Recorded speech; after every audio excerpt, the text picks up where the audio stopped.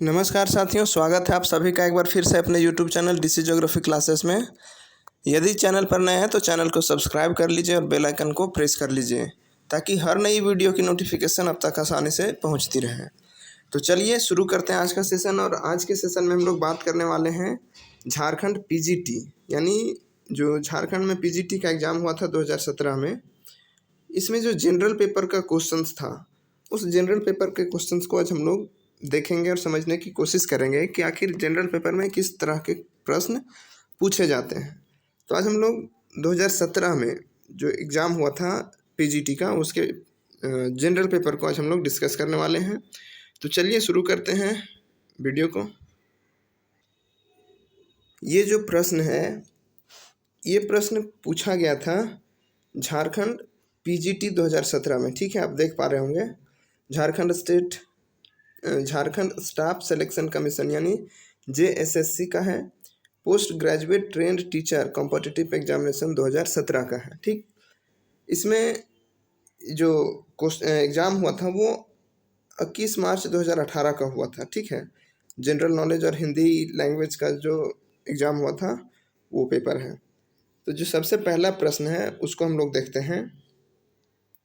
तो इसमें पूछा गया है कि निम्नलिखित में से किसने अकबरनामा लिखा था। ये जनरल क्वेश्चन था। ठीक है, अकबरनामा का राइटर पूछ रहा है, यानी जो अकबरनामा पुस्तक है या ग्रंथ है, इसको किसने लिखा था। तो इसका जो करेक्ट आंसर है वो है अबुल फजल। ठीक है, यही थे जिन्होंने अकबरनामा को लिखा था। ठीक है, तो देख लीजिए किस तरह का क्वेश्चन पूछा है, हिस्ट्री से लिया है। फिर है पृथ्वी के वायुमंडल में नाइट्रोजन का प्रतिशत क्या है, यानी हमारे एटमॉस्फेयर में जो नाइट्रोजन का परसेंटेज है वो कितना है। तो इजी प्रश्न है ये, 78% है। ठीक है, नेक्स्ट क्वेश्चन देखते हैं। और नेक्स्ट क्वेश्चन में ये है कि किस राज्य में मुख्यमंत्री सहित मंत्रियों की संख्या निम्नलिखित में से किससे कम नहीं हो सकती। ठीक है, यानी किसी राज्य में, कोई भी राज्य ले लीजिए, वहाँ मुख्यमंत्री सहित जो मंत्री की संख्या है किस से कम नहीं हो सकती। यानी ये जो नंबर दिया हुआ है, इस नंबर से मंत्री और मुख्यमंत्री मिला के कम नहीं हो सकता है। तो कितना, वो नंबर क्या है। तो वो नंबर है 12। यानी किसी भी राज्य में मुख्यमंत्री को मिलाकर और वहाँ के जो मंत्री है उसको मिला के ये संख्या 12 से कम नहीं होनी चाहिए। ठीक है, तो ये काफ़ी इम्पोर्टेंट क्वेश्चन था। फिर है national mission for clean Ganga launched. ठीक है, नमामि गंगे प्रोजेक्ट इन जनवरी 2018। तो ये पूछा गया है कि ये जो national mission for clean Ganga यानी स्वच्छ गंगा को स्वच्छ करने के लिए जो नमामि गंगे प्रोजेक्ट है वो लाया गया था कब, कौन से जनवरी 2018 को लाया गया था।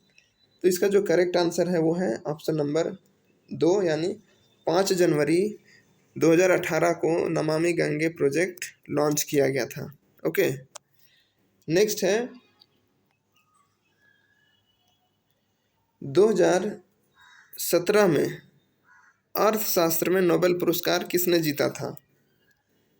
ठीक है, 2017 में अर्थशास्त्र के क्षेत्र में नोबेल पुरस्कार किसने जीता था। तो इसका ऑप्शन जो था उसमें था Robert Lucas, Paul Anthony, Samuelson और एलन ग्रीन्सपैन, और एक था रिचर्ड एच थेलर। तो ये जो 2017 में अर्थशास्त्र के क्षेत्र में जो नोबेल पुरस्कार मिला था वो था, किनको मिला था, तो रिचर्ड एच थेलर थे जिनको 2017 में इकोनॉमिक्स के क्षेत्र में नोबेल पुरस्कार दिया गया था। ठीक, नेक्स्ट क्वेश्चन है भारतीय संविधान सभा की प्रारूप समिति के अध्यक्ष थे, कौन थे। तो राजेंद्र प्रसाद, सरदार वल्लभ भाई पटेल, BR अम्बेडकर या फिर जवाहरलाल नेहरू। तो प्रारूप समिति के अध्यक्ष कौन थे, BR अम्बेडकर, इसलिए correct answer option number C था। नेक्स्ट क्वेश्चन देखते हैं। पूछा है भारतीय संविधान के अनुसार उस राज्य में मध्यवर्ती स्तर पर पंचायत का गठन नहीं किया जा सकता जिसकी जनसंख्या कितनी से अधिक नहीं है। यानी ऐसे ऐसे राज्य में पंचायत का गठन नहीं किया जा सकता जिसका जनसंख्या 20 लाख से अधिक नहीं है। ठीक है। नेक्स्ट क्वेश्चन था, निम्नलिखित में से वियतनाम की राजधानी कौन सी है? तो वियतनाम की जो राजधानी है वो है आपका हनोई। ठीक। नेक्स्ट क्वेश्चन पूछा था, महाराष्ट्र में दलितों और स्थानीय लोगों के बीच संघर्ष के लिए हाल ही में जनवरी 2018 में कौन सा स्थान सुर्खियों में था? तो यहाँ नागपुर है, नासिक है, गोरेगांव है और कोरेगांव है। तो कोरेगांव ही जो था जहाँ दलितों के साथ दलित और वहाँ के जो स्थानीय लोग थे इसके बीच संघर्ष हुआ था। कोरेगांव यहाँ बहुत बड़ा एक झड़प हुआ था और उसी को यहाँ करंट अफेयर के रूप में दिया गया था। नेक्स्ट क्वेश्चन है, किस शहर को आधिकारिक तौर पर वर्ष 2022 में राष्ट्रमंडल खेलों में मेजबान शहर के रूप में घोषित किया गया है? तो किस शहर को 2022 के राष्ट्रमंडल खेल की मेजबान के शहर के रूप में घोषित किया गया? तो ये 2018 में ही इसकी घोषणा की जा चुकी थी, इसलिए जो अभी हाल ही में संपन्न हुआ बर्मिंघम में, ठीक है, जहां भारत का बहुत अच्छा प्रदर्शन रहा था एथलेटिक्स में राष्ट्रमंडल खेल में। तो ऑप्शन नंबर बी था बर्मिंघम।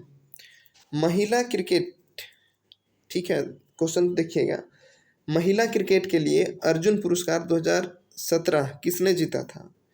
मिताली राज, हरमनप्रीत कौर या गौहर सुल्ताना? तो इसका जो करेक्ट आंसर है वो है हरमनप्रीत कौर। 2017 में अर्जुन पुरस्कार हरमनप्रीत कौर ने ही जीता है। फिर है नेक्स्ट क्वेश्चन,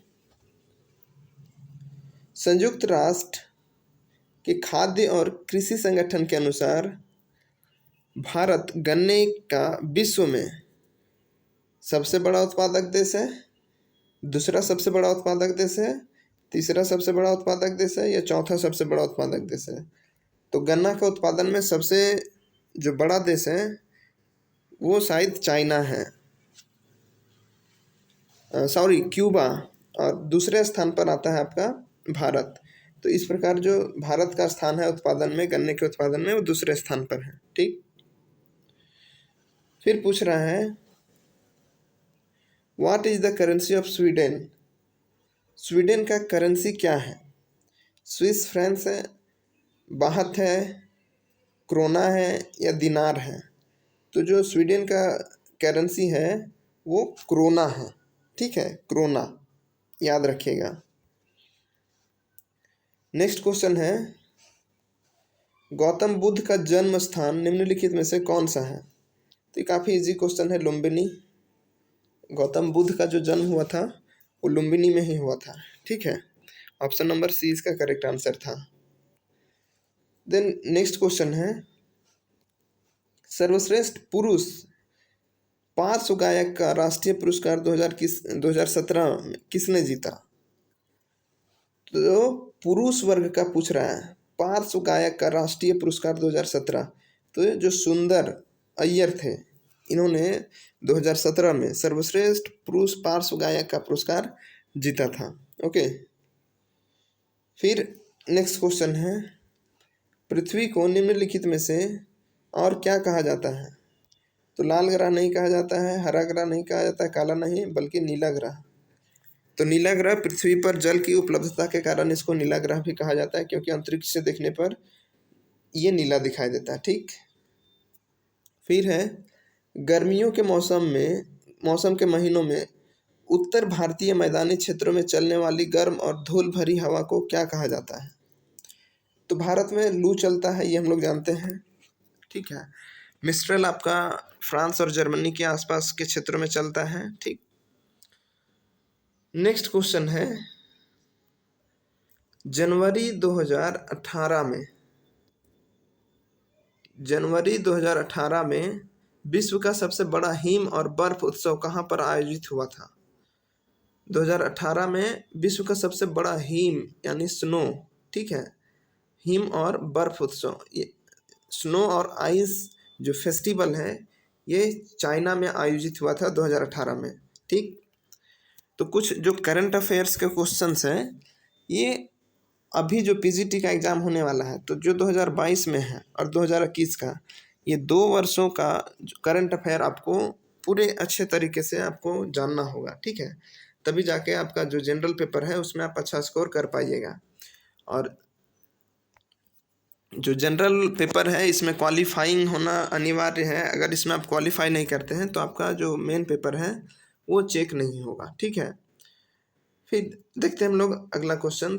आंध्र प्रदेश की अर्थव्यवस्था के कुल उत्पादन में अप्रधान क्षेत्र का योगदान 50% से अधिक है। इस अर्थव्यवस्था को निम्नलिखित में से किस रूप में वर्गीकृत किया जा सकता है? तो सेवा अर्थव्यवस्था, कृषि अर्थव्यवस्था, तृतीयक अर्थव्यवस्था या फिर औद्योगिक अर्थव्यवस्था। तो इसमें हम लोग औद्योगिक अर्थव्यवस्था के रूप में जानेंगे, ठीक है। आज का अंतिम प्रश्न देखते हैं। पूछ रहा है कि पंडित बिरजू महाराज निम्नलिखित में से किस नृत्य शैली से संबंधित है? तो जो बिरजू महाराज हैं ये आपका कथकली जो है, सॉरी कथक से है, कथकली नहीं, कथक से है, ठीक है। तो इसी प्रकार के प्रश्न पूछे जाते हैं और हम छोटे छोटे वीडियो में बस 20-20 प्रश्न को केवल आपको प्रश्न दिखाने के लिए हम ये वीडियो आप लोग के लिए बना रहे हैं, ठीक है। और एनसीईआरटी को हम लोग कवर करते रहेंगे, जो एडवांस है, सविंदर सिंह है आपका जो भी है, तो उन सबको हम लोग कवर करेंगे अपने स्तर से।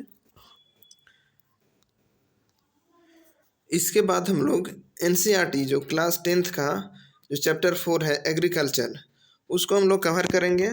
इसमें बहुत इम्पोर्टेंट चीज़ है जिसको हम लोग 1-2 दिन में, आने वाले 1-2 दिन में इसको कवर करेंगे, ठीक है। तो thank you so much session में बने रहने के लिए। मिलते हैं हम नेक्स्ट सेशन में, तब तक के लिए धन्यवाद।